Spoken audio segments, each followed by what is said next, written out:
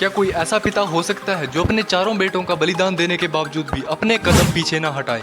और क्या कोई ऐसा इंसान हो सकता है जो अपने पूरे परिवार को खोने के बावजूद भी ये कहे, वाहे गुरु तेरी रजा मीठी लगे? आज मैं आपको एक ऐसे महापुरुष की कहानी सुनाऊंगा जिनके जीवन का हर एक पल त्याग, साहस और धर्म रक्षा का प्रतीक है। ये कहानी है सिखों के 10वें गुरु, गुरु गोविंद सिंह जी की। एक ऐसी कहानी जिसको सुनकर आपकी आंखें भी नम हो सकती हैं, लेकिन दिल पहले से कई ज्यादा मजबूत हो जाएगा। साल 1666 पटना साहिब में एक बालक का जन्म हुआ और नाम रखा गया गोविंद राय। गोविंद राय बचपन से ही बहुत ज़्यादा तेजस्वी, निडर और अपने देश से प्यार करने वाले इंसान थे। लेकिन शायद उनको ये बात पहले से ही पता थी कि उनका जीवन बहुत ज़्यादा कष्टमयी, बहुत ज़्यादा कठिनाइयों में गुजरने वाला है। लेकिन कुछ वर्षों के पश्चात उनके पिता गुरु तेग बहादुर जी कश्मीरी पंडितों की रक्षा के लिए अपने प्राण निछावर कर देते हैं। उस समय गुरु गोविंद राय की उम्र मात्र 9 वर्ष की थी। सोचिए, जिस उम्र में बच्चे खिलौनों से खेलते हैं, उस उम्र में गुरु गोविंद सिंह ने अपने पिता का बलिदान देखा था। लेकिन उस बलिदान को देखकर गुरु गोविंद सिंह टूटे नहीं, बल्कि उन्होंने वहां पर खड़े होकर प्रण लिया, जब तक अन्याय रहेगा मैं इसके सामने खड़ा रहूंगा। इसके बाद वो सिखों के 10वें गुरु बने। समय बीतता गया और अन्याय बढ़ता गया, और फिर आया वो दिन जिसने पूरा इतिहास ही बदल दिया। साल 1699 बैसाखी का बहुत बड़ा मेला लगा था और उस समय अनंतपुर साहिब में बहुत ज्यादा लोग आए थे। गुरु गोविंद सिंह जी मंच पर आए, हाथ में चमकती हुई तलवार, और उन्होंने ऊंची आवाज में कहा, मुझे एक सिर चाहिए, कौन देगा? पूरा मैदान शांत हो गया। सभी लोग एक दूसरे के चेहरे को देखने लगे। क्या गुरु सच में किसी का सिर मांग रहे थे? कुछ देर बाद एक व्यक्ति आगे आया और गुरु जी उसको झोंपड़ी में लेकर गए। कुछ देर के बाद सभी लोगों ने देखा कि गुरु जी की तलवार के ऊपर खून लगा हुआ है। सभी लोग घबरा गए और फिर कुछ देर बाद गुरु जी ने दूसरा सिर मांगा, फिर तीसरा, फिर चौथा, फिर पांचवा। ये दृश्य देखकर लोगों के मन में भय आ चुका था। उनको ऐसा लगने लगा था कि पांचों के पांचों लोग मारे गए हैं। लेकिन कुछ देर के बाद वही 5 लोग जिन्हें गुरु गोविंद सिंह जी झोंपड़ी में लेकर गए थे, वो झोंपड़ी से पूरे सुरक्षित तरीके से नए वस्त्र पहनकर बाहर निकले और उनको नाम दिया गया पंच प्यारे।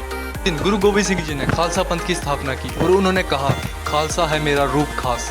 अब हर सिख केवल धर्म का अनुयायी नहीं था, बल्कि अन्याय के खिलाफ खड़ा होने वाला एक वीर योद्धा भी था। लेकिन असली परीक्षा भी बाकी थी। अनंतपुर साहिब में दुश्मनों ने घेरा डाल दिया। महीनों तक खाना और पानी की कमी हो गई और फिर वचन दिया गया, यदि किला छोड़ दिया जाए तो सुरक्षित बाहर जाने दिया जाएगा। गुरुजी ने विश्वास किया, लेकिन वचन तोड़ दिया गया।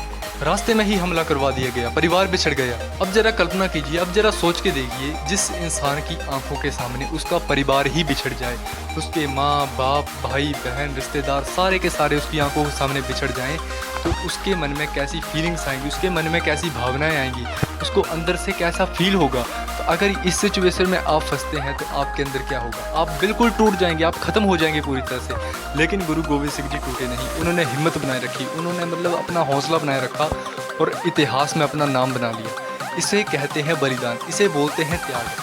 जब तक आप त्याग, बलिदान नहीं सीखेंगे, जब तक आप त्याग करना नहीं सीखेंगे किसी चीज़ का, तब तक आप महान नहीं बन सकते हैं, तब तक आप बड़ा नहीं सोच सकते हैं, ना ही तो आप बड़ा बन सकते हैं।